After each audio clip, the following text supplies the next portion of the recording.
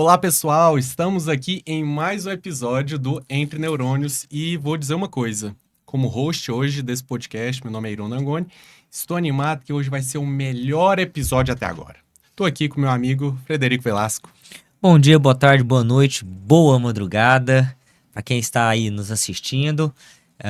Cara, hoje eu vim para aprender, ó. Cara, eu sempre venho com esse intuito. Eu Não também. tem jeito. E hoje eu acho que vai ser especial porque temos uma convidada especial. Maravilha, apresenta pra gente nosso convidado especial. Primeiramente, agradecer o aceite do nosso convite. Por favor, Maria Carolina, se apresenta para o pessoal. Olá, meninos. Eu que agradeço o convite. Bom dia, boa tarde, boa noite para quem está aí nos assistindo. Sou Maria Carolina, Carol Lacerda, que vocês devem me ver aí nas mídias como Carol Lacerda. Sou fonoaudióloga, especialista em neuropsicologia pelo Conselho Federal de Fonoaudiologia.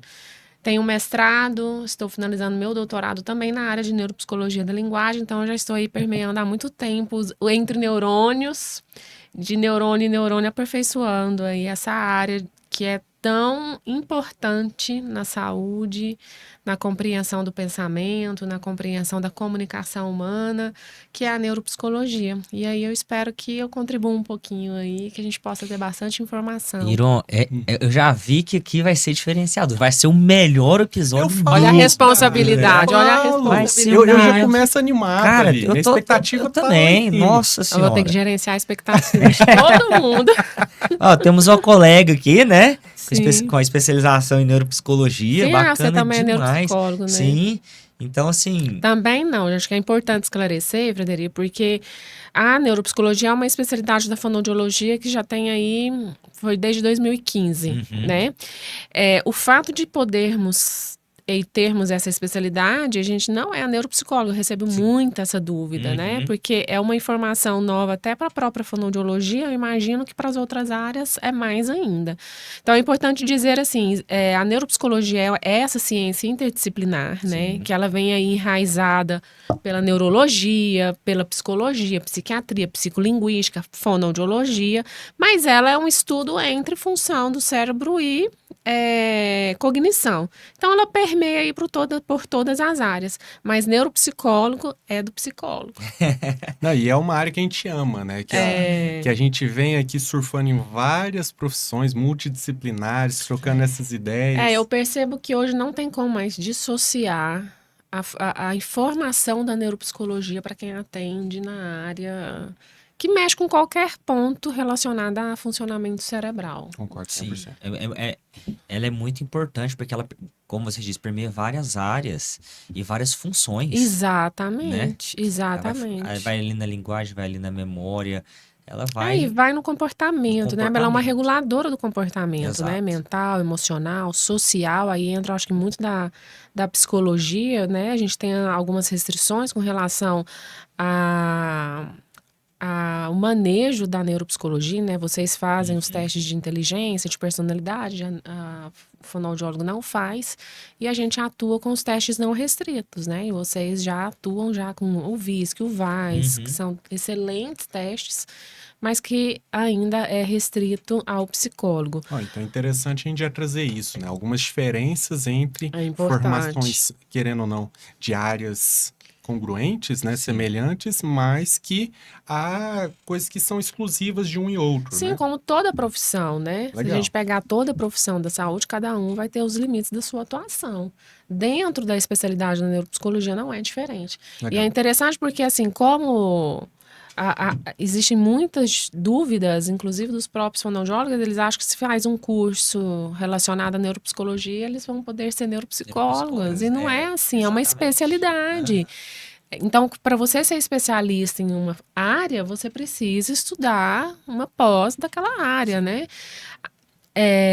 Agora, se você passa anos estudando, te dá um know-how de conhecimento, né? Mas sem utilizar o termo especialista, coisas mais técnicas, né? Porque eu acho que o mais importante aí é você agregar conhecimento para a prática. Né? Exatamente. Eu acho que esse é o mais importante. Ira, qual que é o tema que nós vamos trazer hoje, assim?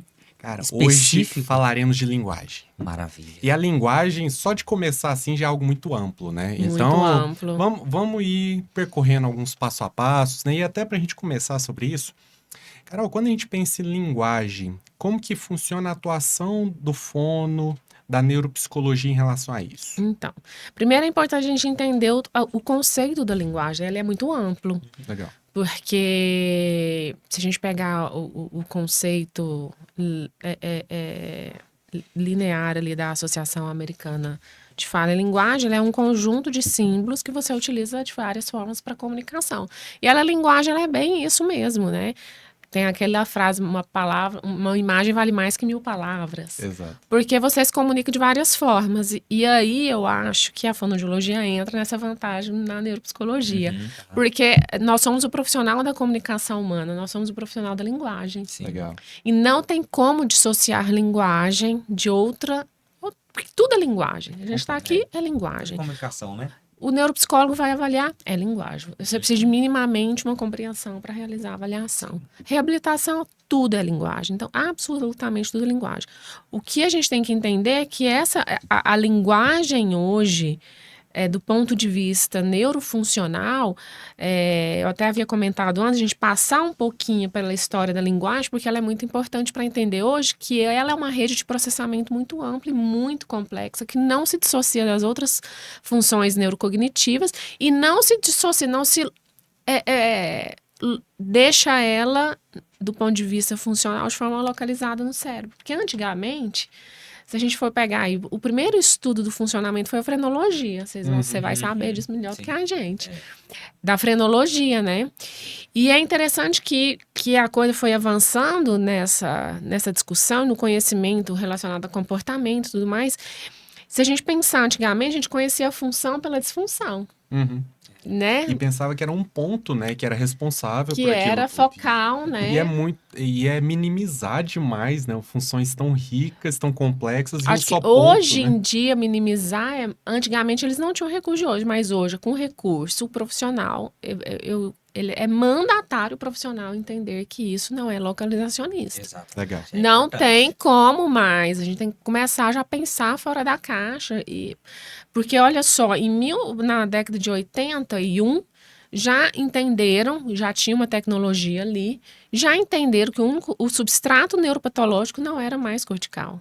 Já entrava as fibras de associação, substância branca, entendendo que ela tinha um processo também em doenças, em sintomas, em alteração. E aí veio a ressonância magnética funcional, que trouxe isso mais forte. Depois veio de perfusão, que trouxe isso mais forte. E desde 2004, 2005 vem tratografia.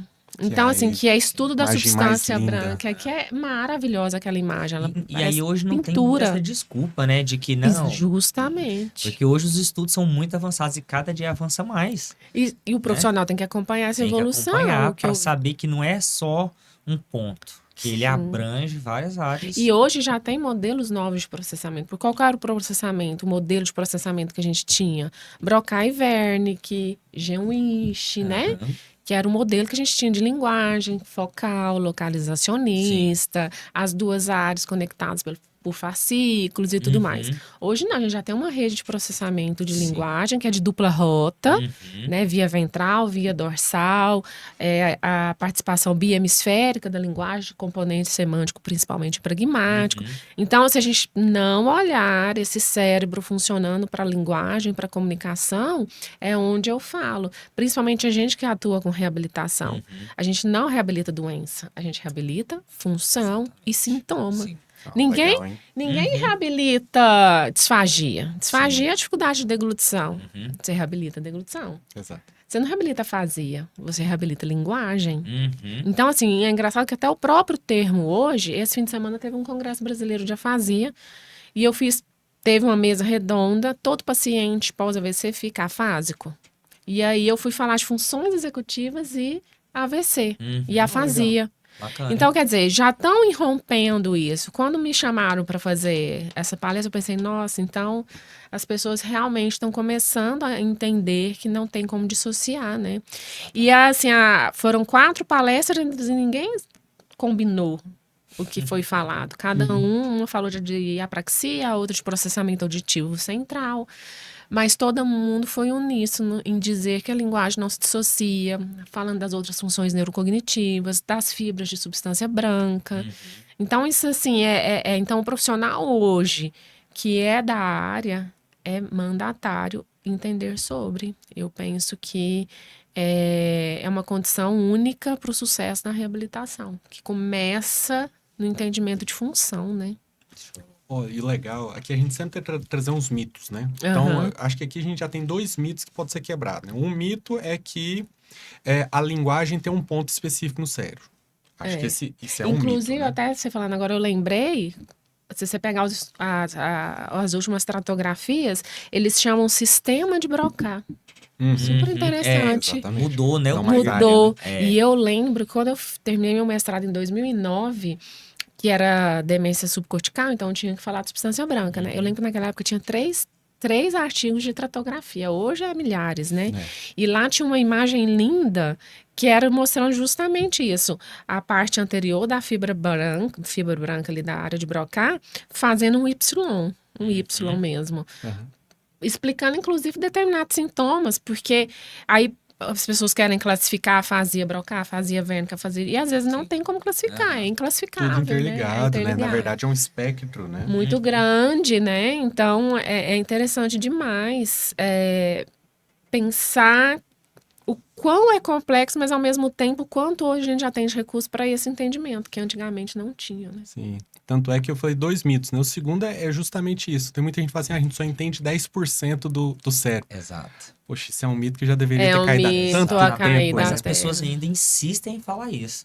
E assim, a gente até vê na internet, as pessoas postam um vídeo de alguém fazendo uma alta habilidade, alguma coisa assim, uma coisa bem difícil, vamos assim dizer, e as pessoas falam, nossa, imagina se usássemos Mais a do nosso cérebro. capacidade 100% do nosso cérebro. Tipo, mas não é isso. Não é Porque está isso. tudo interligado. Exato. É porque às Então, vezes a assim, gente usa mais o controle inibitório do que o próprio uso. Exatamente. igual algumas pessoas falam assim, quando descobre que o sono psicólogo vai conversar, e às vezes tem alguma noção, nossa, o cérebro é dividido em partes, né? Onde que é a parte da visão? É aqui, Sim. aqui atrás, aqui o hospital, eles Recebe a mensagem. recebe, mas né? não é só lá. Então, assim, esse localizacionismo, ele já caiu, Já caiu Sim, por terra. né? Já caiu por Mas eu terra. acho que até pra gente chegar na evolução que a gente está hoje, foi Precisou, importante, né? sim. Foi importante. Foi importante esse primeiro processo inicial de entendimento, onde que algumas coisas têm tipicamente uma alteração. Sim. Igual você comentou, eles não notavam onde era aquela função. Na verdade, eles notavam onde era a disfunção. Disfunção. Aham. E a partir disso que foi ampliando os conhecimentos.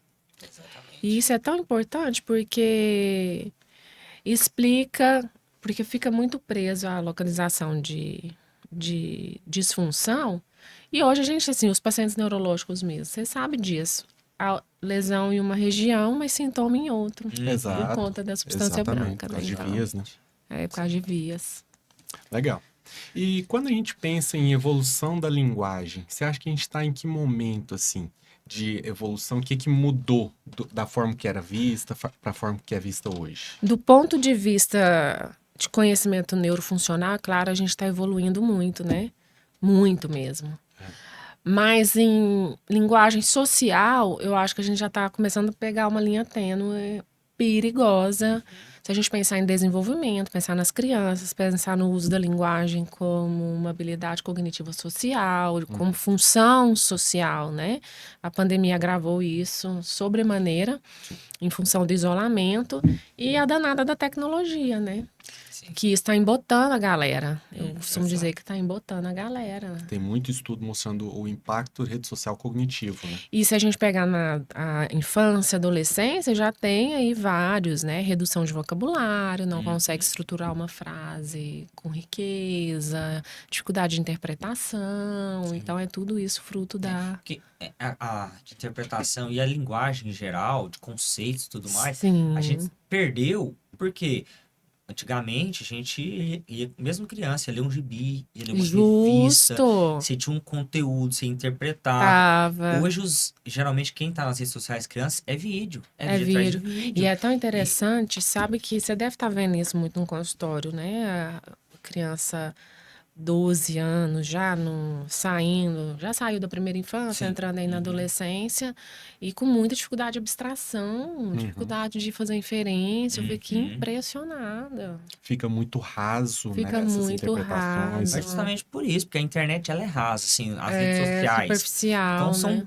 TikTok, são vídeos curtos, rápidos e pronto, passa. Então não dá para as crianças, né, e esse adolescente formar novos vocabulários, Sim. novas interpretações, né? Sim. Porque tá tudo pronto, tá mastigado. Tá mastigado. E aí eles não querem sair do conforto, né? Da zona. Sair mais da zona do fácil, né? conforto é dolorido, né? O nosso cérebro gosta, né? De ficar ali na zona de conforto. Então, Gosta. Ninguém quer o caos para preceder o entendimento, né? O caos precede o entendimento. Ninguém quer o caos mais. ninguém. Então eu penso assim, hoje eu fico observando que a gente tem esse paradoxo. Se por um lado a gente tem as tecnologias, tem os recursos, que hoje a gente faz entender ela tão de forma ampla, em contrapartida eu acho que tem para criança, adolescente, que a gente está vendo aí esse desenrolar, né? Eu penso que já tem um ponto de alerta e uma linha tênue, limítrofe, em termos de desenvolvimento, de uso funcional da linguagem. E aí eu fico pensando isso a longo prazo, a médio e longo prazo, né? As próximas gerações, como é que... É claro que a gente vai viver uma outra realidade, né? Eu penso que esse modelo social hoje de linguagem não vai ter mais, eu penso. E eu vejo muito que as discrepâncias vão aumentar muito, sabe? Sim. Vai ter um hiato entre pessoas com muito conhecimento, Que porque vai ser a minoria. vai- Eu acho que a não gente vai tem ser à a maioria. disposição, né? Conhecimento mais fácil, mais Sim. rápido. Antigamente, pra gente ter acesso a muita informação era muito difícil, Era né? lá na Enciclopédia Barça. Eram vários livros que você tem que ir um por um. Hoje você tem um índice no Google, né? Eu digo Agora assim, eu fui o velha, acesso né? é muito mais fácil. Vocês não são Não, velhos. mas eu tô- Depois que você passa 200, Pegamos. todo mundo é mais novo. Mas a gente... Aí eu fui lá, A gente né? pegou. Pegou essa Barça. Você pegou aí, a lá em casa Barça. tinha essa Barça. Até quando minha mãe foi tentar vender, nem vendia mais. Nem vendia Exatamente. mais, Nossa, era o must. Deixa eu te falar. A gente falou... Estamos falando um pouco sobre linguagem, né? E você até comentou em afasias. Explica pra gente aí, pra quem tá ouvindo, o que seriam essas afasias, o que seria a afasia e por que elas acontecem? O que acontece que causa essa afasia? Tá, a afasia ela é uma alteração da linguagem previamente intacta e aprendida. Então, o que isso quer dizer? Que para se ter o diagnóstico de afasia, o indivíduo tem que ter tido desenvolvimento da linguagem prévio, né? Esse é o primeiro ponto. O segundo ponto é que ela advém de uma lesão cerebral, né, neurológica. As principais são AVC, TCE, em alguns casos, de hemisfério esquerdo, porque em 95%, não sei se essa estatística você vai saber melhor do que eu, ainda é dominante da linguagem no hemisfério esquerdo. Então, tem que ter uma lesão de hemisfério esquerdo em regiões da linguagem, que é a conhecida Wernicke ou Broca, né? Esse é o conceito da afasia. E aí você tem as classificações, né? É uma tabelinha de pedagógica, eu costumo falar, é uma tabela pedagógica, didática. Eu não gosto de utilizá-la, porque como que eu trabalho? Eu tento olhar para o meu paciente, o seu João, a dona Maria, qual que é o perfil de alteração de linguagem que ele tem. Eu tenho que ser capaz de dizer aqui para o neurologista qual que é o perfil neurolinguístico atual desse paciente. Porque quando eu falo afasia X ou afasia Y, pensando que a maioria dos AVCs é de artéria cerebral média, né? Então é mais anterior. Você não vai ter uma lesão circunscrita à região perissilviana, né? Seria muita ingenuidade nossa achar que vai ter um AVC, uma isquemia ali, uma hemorragia, muito, né? Se a gente pegar o tamanho do cérebro, é uma região muito pequena. Se você não tem, você tem o quê? Você tem uma lesão mais difusa ali, né? Naquela região. Você passa por todo o processo da reperfusão ali naquele momento. A própria neuroplasticidade da linguagem é muito peculiar, né? Nesses casos pós-lesão. Mas é claro que você tem componentes mais anteriores, componentes mais posteriores, e que ali vai predominar a sua conduta, o perfil de alteração neurolinguística. Então, as afasias, elas entram nesse conceito de perda da linguagem, então a gente só perde aquilo que a gente tinha Sim. da linguagem. Isso é uma informação muito importante, né? Sim, Porque às vezes a pessoa fala, uma criança que ainda não tem, ou alguém que não tem, as pessoas falam, tem problema na linguagem, mas quando a gente fala em afasia, ele tá perdendo o que ele tinha. ele tá perdendo o que ele tinha, justamente. E aí a gente tem os casos de afasia infantil, Sim. mas aí já é considerado depois desse desenvolvimento, né? Uhum. Então, realmente, a gente só perde aquilo que a gente tinha. Então, eu acho que o conceito, assim, primeiro da afasia começa por aí, no entendimento dela, né? E aí, a gente vai por partes, né? Eu costumo dizer assim, para os meus alunos, vão me entender por partes, porque, ok, teve uma lesão, teve um AVC, teve essa perda da linguagem que era previamente intacta, então vamos entender se essa lesão é mais anterior, se é mais posterior, se ele tá... Porque as lesões mais posteriores do cérebro, a gente pensa em recepção. Sim. Se a gente pensar lá em Lúria, Uhum. nas funções em grau crescente de complexidade, você está lidando com lesões, com uma região do cérebro o quê? Mais sensorial, né? De recepção das informações. Então, se você tem ali dificuldade mais de compreensão, você tem que pensar já numa lesão mais posterior.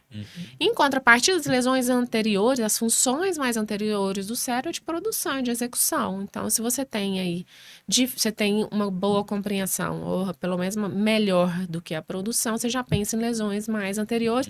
E aí, isso vai te ajudando a classificar, entre aspas, Sim. essas afasias. E te direcionar para o processo de reabilitação, que eu acho que é o ponto principal. E aí, só assim, falando mais sobre isso um pouco, eu percebo assim, os profissionais ficam tão presos em classificar a afasia, gastam muita energia onde não precisa, porque a energia principal é entender sobre função para poder reabilitar, né? Então, eu percebo assim, eu falo isso porque eu tenho muito aluno, né? Então, eles gastam muita energia nessa classificação. Querendo enquadrar também, Querendo né? enquadrar, É isso. justamente. Querendo ali, por dentro do quadradinho da afasia X, afasia Y, quando na verdade é muito mais amplo, né? E aí acho que vem muito da dificuldade do profissional também, que eu percebo, que faz muita coisa de forma intuitiva.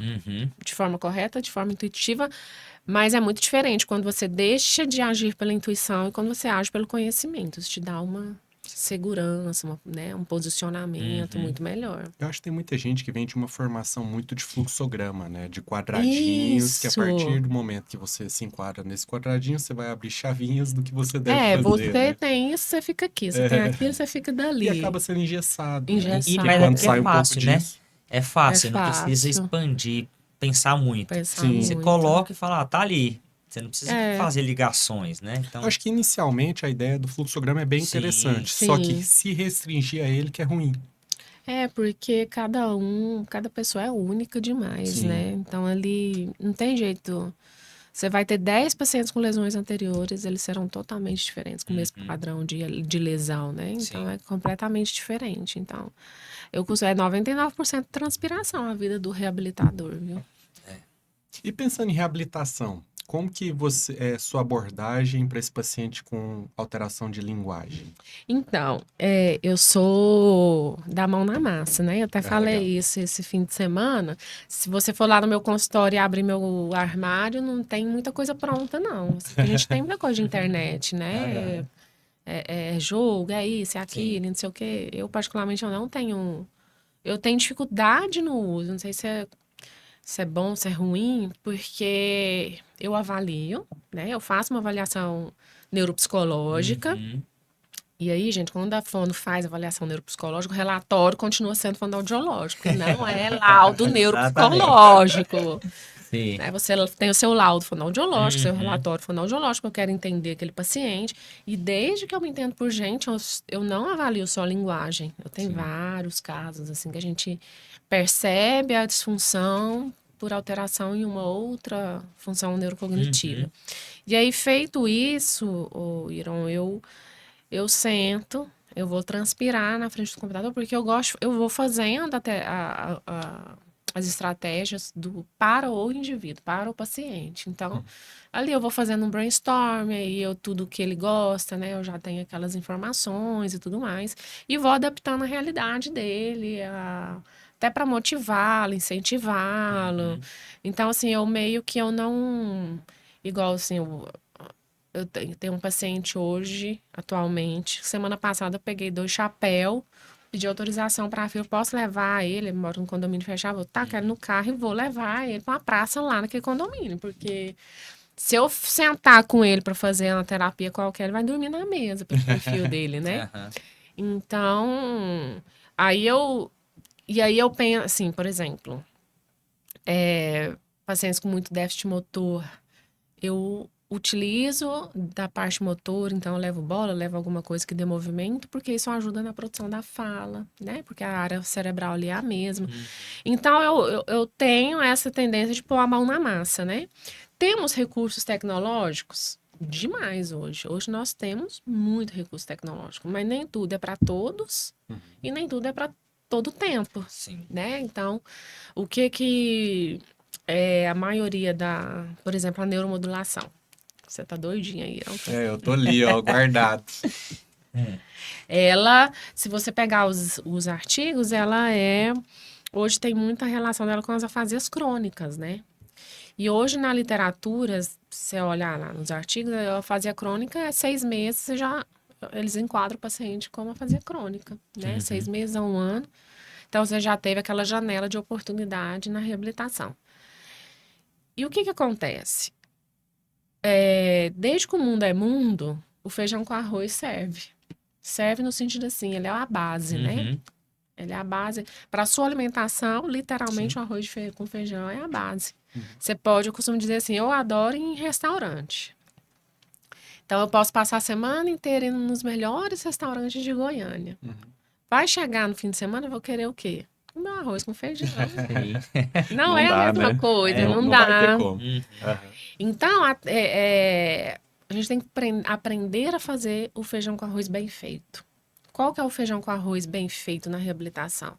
Entender que a gente reabilita função, que a gente reabilita sintoma.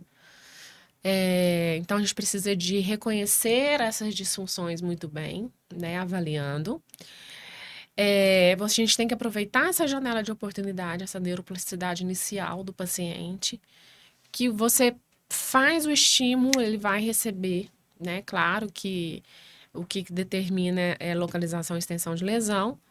E aí, quando eu tenho a neuromodulação no consultório, eu utilizo sempre no segundo momento. Por quê? Eu entendo que tem um momento certo para tudo. Então, eu tenho a janela de oportunidade, eu estimulo da forma tradicional. Quando ele já tem, né, já formou essas redes neurais, que aí vai até 1 ano, né? Os estudos mostram que você pode estar estimulando, mas a gente tem a tendência de pensar que vai estimular e o neurônio já vai estar ali, né? Já vai estar crescendo. Sim. Igual aqueles videozinhos bonitinhos que a gente vê no Instagram, né? Formando os redes. dendritas, as Sim. redes. E não é. Aquilo ali vai acontecendo por volta de 1 ano após estimulação. Eu acredito muito no potencial de longa duração, então eu sou a favor da repetição, mas sem acomodar, né, o estímulo, variando as estratégias, porque é interessante você ver, tanto que é importante a gente entender sobre a fisiologia e a função, né? Quando eu entendi como que se dá o potencial de longa duração, que eu preciso de repetir o estímulo para abrir o canal, o magnésio a entrar para formar ali, né? A nova, como se diz, acordar aquele neurônio, digamos assim, para acontecer, né? O potencial de longa duração, eu entendi a importância dessa repetição.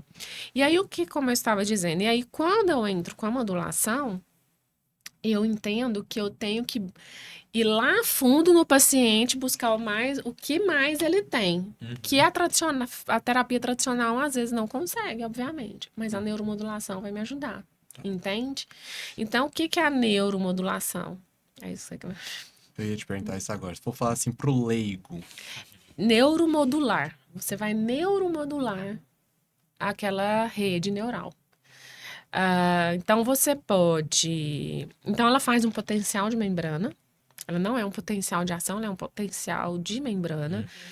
Então, é como se ela acelerasse o processo ali para ajudar a formar estimular aquela rede neural. Porque o que acontece? O que a gente tem na prática?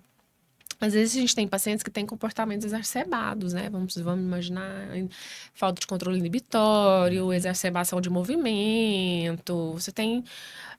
E se a gente pensar em neuroplasticidade, o que a gente pensa? Na linguagem. Nos primeiros dias, nos primeiros meses, o hemisfério direito assume as funções homólogas do hemisfério esquerdo. Ok. No entanto, se você deixar isso, o que vai acontecer? O hemisfério esquerdo não vai se reorganizar para reassumir o seu lugar. Então, o que a gente tem que fazer? Inibir o direito. Então, às vezes, o que as pessoas fazem muito, né? Vamos usar o hemisfério direito porque é o que está preservado para ajudar a estimular. Ok, só que você tem um momento certo para fazer isso. Porque aí você inibe o hemisfério direito para dar a chance daquele, assim, forçar mesmo a reorganização do hemisfério esquerdo. Isso é tão legal. Eu vi algo semelhante esses dias. Eu fui com um amigo meu que é fisioterapeuta, ele faz reabilitação para paralisia facial. E aí, ao invés dele estimular o lado que tá bom, ele reduz o nível do que tá ruim, do que tá bom. Em vez de estimular o ruim, ele reduz o nível do que tá bom. E aí eles vão subindo juntos, né?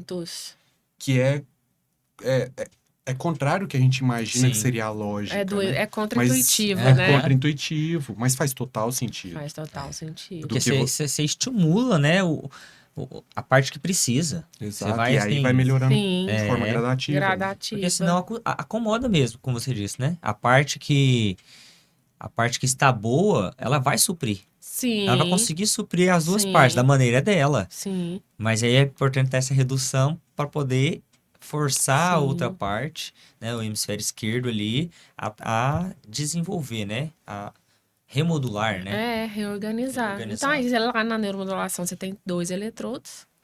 Legal. Um para inibir, outro para excitar. E aí você tem que... É muito raciocínio clínico. Você tem que ter muito raciocínio clínico para saber onde você vai estimular e o que você quer inibir. Ou às vezes você nem quer inibir.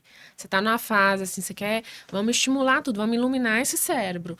Você põe o eletrodo de inibição em T10. Alguns estudos já fazia progressiva primária, eu vi que eles colocaram em bochecha direita, eu achei meio difícil, então eu uso T10, eu uso braço, porque você fecha o circuito, né? E você só faz a estimulação, a excitação ali do cérebro como um todo. Mas, então você tem essas possibilidades, aí que eu falo do raciocínio. Então, por exemplo, eu já tive paciente que eu inibi cerebelo e estimulei região de fala. Ou que eu inibi região anterior direita para estimular a região de fala. Ou eu inibi e estimulei as regiões pré-frontais. Legal. Então, se a gente pensar em rede de processamento, substância branca, então a gente tem que ter o raciocínio clínico para saber fazer o uso correto, adequado dessa tecnologia. Então, assim, por isso que eu falo que a gente tem que ter muito cuidado, porque estão se deixando de fazer o feijão com arroz e tudo é tecnologia. Querem usar só ela, né? Querem usar só ela, né? E ela não substitui. Porque, inclusive, quando você está aplicando, ela dura 20 minutos, né? Você não tem efeito colateral, ela é extremamente segura, indolor. Você tem que fazer a atividade. Você não é aplicar e deixar lá o aparelho funcionando. Não é passivo, né? Não é passivo. É um processo ativo enquanto tem a neuromodulação. Porque ela está potencializando justamente onde você está estimulando, né? Legal. E quando a gente pensa nesse processo de reabilitação com neuromodulação, são sessões de 20 minutos, que geralmente é 1, 2 vezes por semana? Não, aí você define o protocolo. Pode ser 3 vezes, geralmente, a maioria dos protocolos, 15, 20 sessões diárias. E aí, o que acontece? Estudou, muita coisa. Só que aí, o que acontece? Feito esse primeiro momento, você tem que intervalar 3 meses. Entendeu?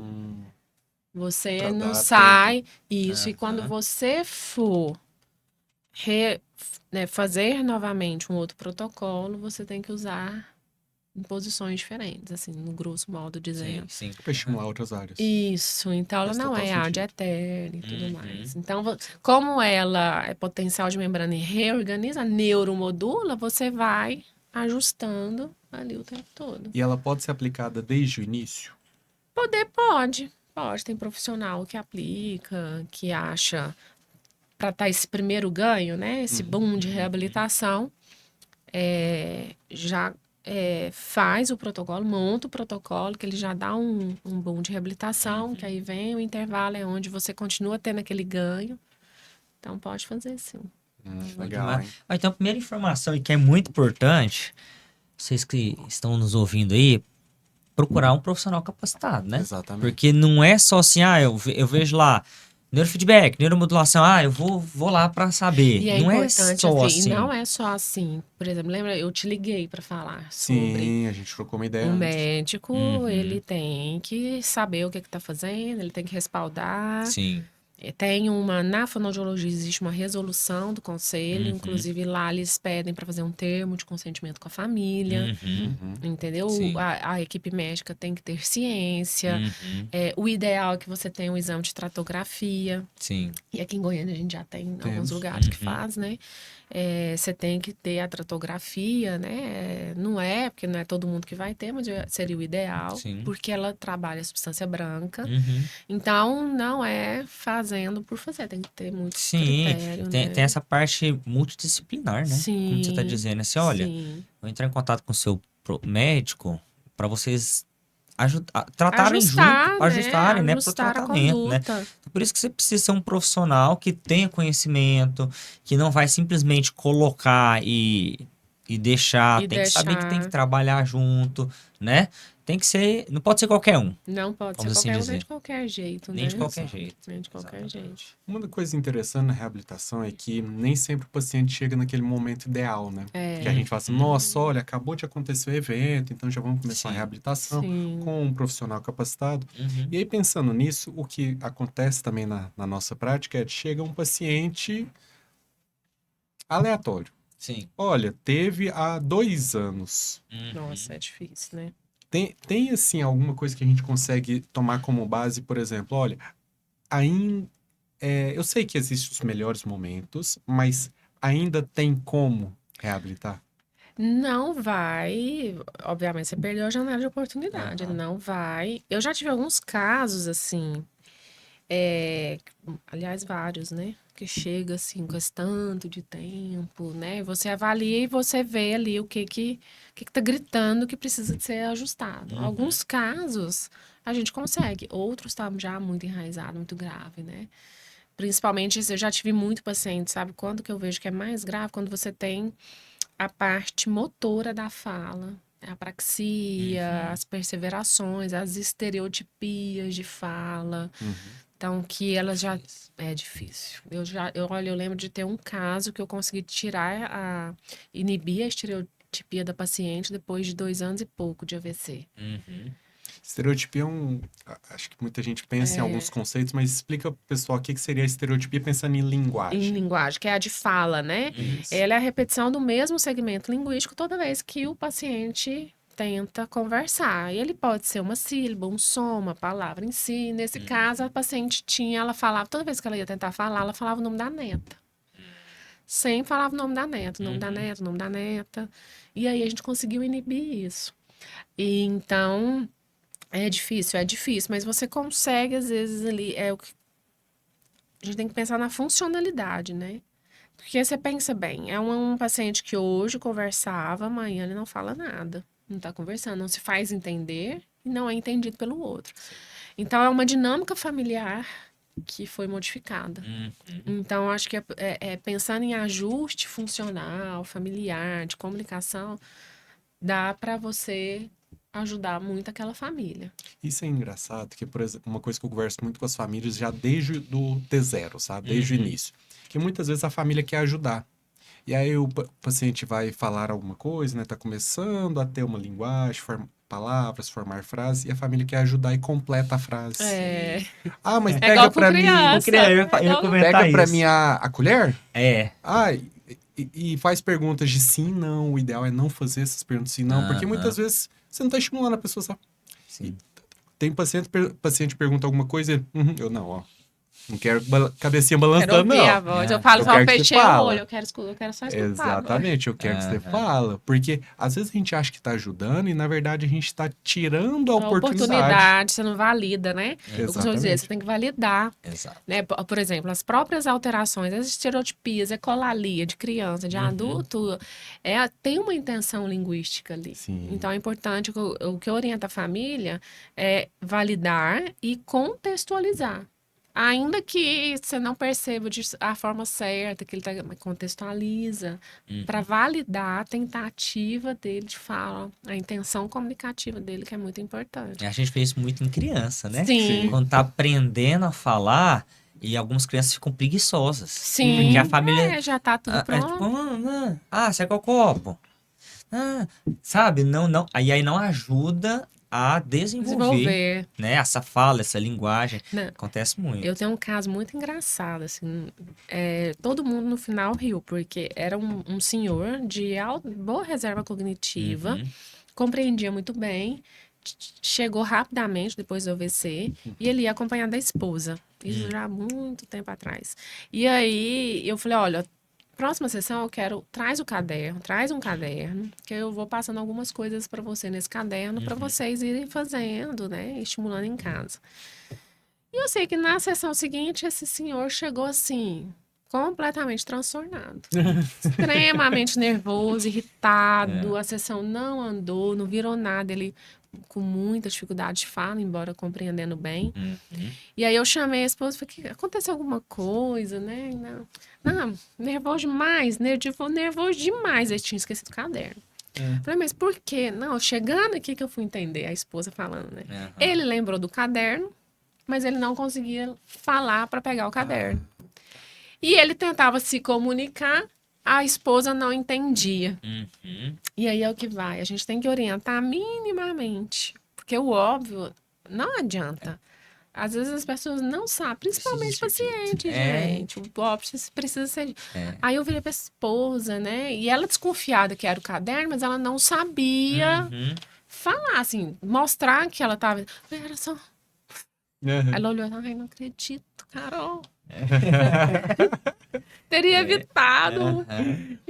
E esses casos acontecem, eu tenho um caso bem semelhante disso, que é muito preservada a compreensão, mas a parte motora é muito ruim, com várias estereotipias.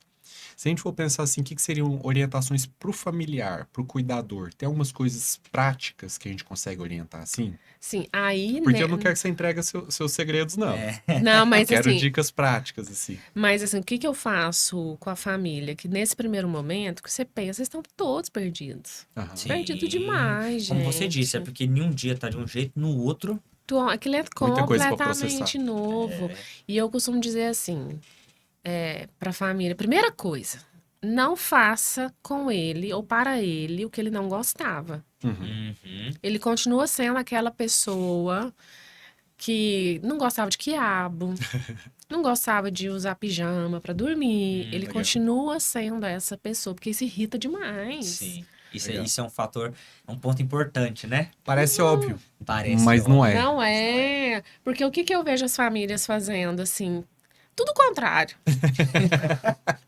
Não quer comer quiabo? Não quer.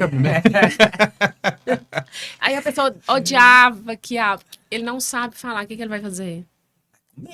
Sim. Vai irritar. Vai brigar. Vai irritar. Você vai pensar assim, agora mudou o comportamento, tá ficando doido.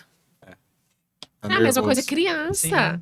Sim. Criança com dificuldade de comunicar, como que é o comportamento dela? É um comportamento agitado. Né? Extremamente, às vezes até estereotipado, e não é por uma estereotipia. Ela tentando se fazer entender, aquilo lá está. Então, a primeira coisa que eu oriento a família é sobre isso. Essa dica foi legal.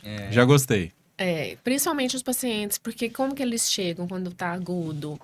Preocupado na deglutição, que é uma preocupação, né? Vale. E aí vem de novo. Quantas vezes vai arrumar comida? Ele gostava disso? Não. Ele gostava disso? Não. Falei, gente, se vocês me derem alguma coisa para eu comer que eu não gosto, eu vou cuspir, eu vou querer xingar. Então, assim... E aí você falando do sim ou não, né? Mas aí o que eu faço? Eu faço pior. Diga. É, Eu tenho um cartão verde e um vermelho. legal. Entendeu? Naqueles primeiros dias, ajuda demais. Explique, por favor. Não é aquilo não vai ficar, obviamente. Sim. Você Mas é vai um bom tirar. começo, É um né? bom começo. Uhum. Então eu uso para paciente sinalizar, mostrar o verde é sim, então tá liberado, o vermelho legal, é hein? não. E Olha que dica super simples e... Nossa, melhora demais a qualidade de vida da pessoa. é isso. A gente tem que Tá pensar vendo? Essas coisas que eu nisso. falo assim, cara. Sim. Esse podcast aqui, de repente a gente fala assim, meu Deus, como eu não sabia disso, olha É que tão legal. óbvio, Adorei. é simples, Adorei. né? Simples e Adorei. assim, igual o Iron tá falando, a gente tem trazido profissionais de várias áreas, né? Nós temos um dentista, um odontólogo, Uma nutricionista. um nutricionista, e cada um Traz um traz algo importante que a gente fala, Nossa. cara, E assim, olha que às vezes é fenômeno. óbvio. É óbvio, né? Nossa, adorei essa dica. É Não, óbvio. continua, por favor. E aí, então, aí eu uso Nossa. isso. Então, essas são as primeiras orientações que eu faço para a família sobre isso. No segundo momento, quando já está, talvez já querendo reorganizar, é associar com imagem, às vezes, assim, o guarda-roupa, por exemplo. Onde está a camisa, onde está a blusa, onde está a calcinha e cueca, e nananana. Colocar os nomes e a imagem. No guarda-roupa. No guarda-roupa, porque aí já vai Mas associando. você fala assim, a camisa, escrito camisa. Palavra e imagem. Legal. Palavra e imagem, palavra e imagem. Às vezes eu mesmo construo isso com o paciente, porque isso faz parte do processo. Então, no consultório, a gente já faz isso, trabalha com ele, ele leva, a família coloca. Porque ele já dá essa continuidade. Porque o que acontece? O que não é o ideal que a gente tem? Qual que é o real? É um paciente que precisa, nesse primeiro momento, fazer a estimulação intensiva, ou seja, diária, não faz. Por várias razões, não vai fazer. Então, ali vai fazer uma vez, 2 vezes, 3 vezes na semana. O que é muito pouco. Sim. Porque 7 dias da semana tem 168 horas. Ele passar 3 horas não é pouco. nada. Muito pouco. Não é nada, Sim. se a gente pensar. Sim. Então, esse cuidador, essa família, ela tem que ser treinada, ela tem que passar por uma educação continuada ali o tempo todo.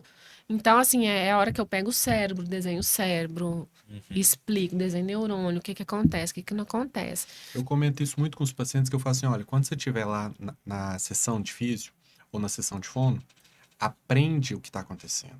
Sim. E replica em casa, faz Sim. em casa, quanto mais. E pergunta, olha, isso aqui eu posso fazer em casa que vai ser legal? Isso aqui vai ajudar? Porque tem coisa que precisa do profissional junto, Sim. né? É. Então, eu acho que até essa conversa, de falar assim, me dá algumas dicas de coisas que eu posso fazer sozinho. Também Sim, é algo que agrega muito, porque são Em casa, 3 né? horas, né? E o que é importante dizer assim? Quando o paciente chega, você faz anamnese, você faz avaliação, você faz o planejamento interventivo, ok, você tem um conhecimento daquela pessoa, mas o melhor dele é no processo. Então, às vezes, no processo, quantas e quantas vezes. E aí veio. Por quê? Até porque ele vai se soltando, você vai conhecendo, você vai criando uma Peculiaridades, relação, as peculiaridades, ele vai aparecendo ali. Isso faz total diferença. Então, a gente enquanto profissional que está lá com o paciente o tempo todo, a gente tem que ter esse olhar cuidadoso, atento, porque ele vai te trazer elementos nesse processo que, obviamente, você não teve na anamnese, você não teve na avaliação, porque o indivíduo é muito complexo, né? Sim. E, Carol, deixa eu te fazer uma pergunta. Eu já vi algumas vezes o pessoal deixar, por exemplo, como se fosse um alfabeto. É Sim. interessante essa abordagem? Ou Aí fica eu vou muito complexo? Não, aí que vocês se enganam. Porque eu já vi isso intra-hospitalar acontecendo, eu vi essa reabilitação, falei assim, nossa, muito legal, só que eu não sei o quanto prático e... O que acontece? Eu vejo as pessoas usarem o alfabeto móvel, escrita, de forma intuitiva. Aham. Por quê? A própria família. Com a própria. A própria família vai lá de forma intuitiva e utiliza. Aí o que acontece? A leitura, ela é recepção, Certo. ok? A maioria das lesões são anteriores ou não vão atingir lobo occipital, Sim. ok? Uhum. E nós temos uma região occipital específica de palavras, conhecida como caixa de palavras, Uhum. que aí tem a palavra, tem conceito de imagem, tem conceito de face, né? Então é tudo ali no occipital, chegando no parietal. Uhum. Então já começa por aí. Então, muitas das vezes a gente consegue iniciar a reabilitação pela via visual, gráfica, porque é uma via que está preservada, Sim, que recebe. que recebe. Legal. Então, ela me dá uma. Então, eu uso o alfabeto móvel, mas pensando já na escrita também. Então, a gente já associa ali tudo, né? Tanto o input gráfico quanto esse output gráfico, porque é o que vai me ajudar nesse início, que às vezes é uma via que está preservada está muito melhor que a fala, por exemplo. Então, o cuidado é porque tem paciente, por exemplo, neurológico, por várias razões. Você pega o alfabeto móvel, aquele de madeirinha, aí você tem aquele de madeira, aí você tem a escrita, tem a Cursiva. cursiva, Uhum. e você tem a outra que é a De forma, você disse. de forma. Uhum. Tem paciente que a mesma letra ele não entende a de forma, mas ele entende a de madeira. Se você escrever a cursiva, ele entende, não entende as outras. Muito complexo. É muito complexo, legal. né? É muito legal, sério. Esse ano passado eu tive uns 2 pacientes assim, que aí eu fui entender, gente, por que, né, isso aqui ele não vai. Aí eu vou Isso é na muito mão. legal. Na forma não vai. Na cursiva vai. É muito interessante. Então, realmente iniciar o estímulo, estimular esse paciente, utilizando o alfabeto móvel, depois o silábico, aí você vai ampliando, né? E hoje em dia tem ferramentas digitais que ajudam com isso? Tem. Imagino que sim, mas Tem. eu não tenho acesso, então Uhum. Tem. Eu não tô uso perguntando de uma muito. forma. Não é algo assim. Tem muito. Tem afinando o cérebro, tem Cog. Você vê que eu não lembro nem os nomes direito, mas tem muito app bom. Uhum. Tá. Principalmente para criança, porque criança gosta muito, né? Aham. Eu não atendo tanto criança. As crianças que eu atendo é mais adolescente, com a parte de aprendizagem, então o foco é em estímulo de habilidades cognitivas. Legal. E no adulto, se é muito idoso, ele tem já a resistência do digital, Sim, né? sim. Então, quando o paciente tem o perfil, eu utilizo, mas na maioria eu não utilizo esses Não é recursos. da minha prática também. Por isso que Mas eu tô tem curioso. muito app bom. Legal. O que eu uso, que eu vejo que tem paciente que gosta, é até uma diquinha boa de reabilitação, que é o Google Street View. Eu ponho o Google Street View no computador Uhum. e bora lá estimular. Eles adoram, eles gostam muito, que aí trabalha Google muita Street coisa View. de linguagem, né? Legal. Que é o dia a dia, né? Sim. Eu pego o bonequinho e vou andando com ele na cidade. Aham. Adorei Bacana, essa. Esse é bom. Muitas É bom. ideias. Fred, eu ficaria aqui mais um tempo. hein? Nossa, é Eu verdade. também, cara. Cara, eu adorei Como eu isso. disse, eu vim pra aprender e estou aprendendo muito. Não, né? e Dá muitos insights. É porque eu sou muito Demais. prolixa, né? Que isso, de Não, forma foi alguma. Fenômeno. Foi extremamente objetiva nos seus pontos. Então foi espetacular. Bom. E a sensação cada vez é uma, né? Mas uma coisa que eu acho muito legal é que sempre tem algo que eu consigo agregar na prática e a gente sim. sai daqui pessoas melhores. Exatamente. Sim. Espero que vocês não estejam perdendo esse episódio, porque olha, esse final foi um grande finale. O grande Eu finale. adorei. Só pra terminar, quero te agradecer novamente pela sua presença. Imagina. E deixa pra gente aqui suas redes sociais, reforça pro pessoal, qual que é o seu Instagram, se você tiver alguma coisa no YouTube, TikTok. E o curso, né? Que você... o curso. curso. Fala pra gente aí. Então, pessoal, espero que vocês. Eu costumo dizer, a gente tem que entrar e sair melhor do que entrou, do que começou. Sim. Não importa o nível, mas tem que ter um nível de crescimento ali, né? Que vai de cada um. Espero que vocês aí de casa aproveitem os conteúdos dos meninos. Me sigam nas redes sociais, é doutora.dra.carolacerda. No Instagram, não trabalho com as outras redes sociais. Lá no meu Instagram vai encontrar o link principal do meu curso hoje, que é de avaliação neuropsicológica para fonoaudiólogo, então é muito específico. Ou tem outros profissionais das outras turmas, mas são profissionais interessados na linguagem. Então, o foco central, a espinha dorsal do curso é a linguagem. Então, a gente conversa essa linguagem com as outras funções neurocognitivas, porque é um curso de avaliação que tem testes de atenção, de memória, funções executivas e linguagem. Que legal. Bacana Bem, demais. Olha só. Então, ó, para quem não conhecia Carol Lacerda, fica a dica. Acompanha nas redes sociais e imperdível esse curso. Pessoal, muito obrigado Chegamos ao novamente. fim, né? Obrigada, É uma Iron, pena obrigada que por esteja vir. acabando. Eu adorei, aprendi muito. E como eu havia dito, a expectativa estava aqui, ó, e ó, passou muito. Que passou bom, fico muito. feliz. Melhor episódio. Eu Não digo, tem jeito. é o melhor episódio. E olha, continue nos acompanhando. Entre neurônios, curtam, compartilhem e ativem o sininho, né? Esse de praxe pra gente finalizar. E muito obrigado, até o próximo episódio. Obrigada.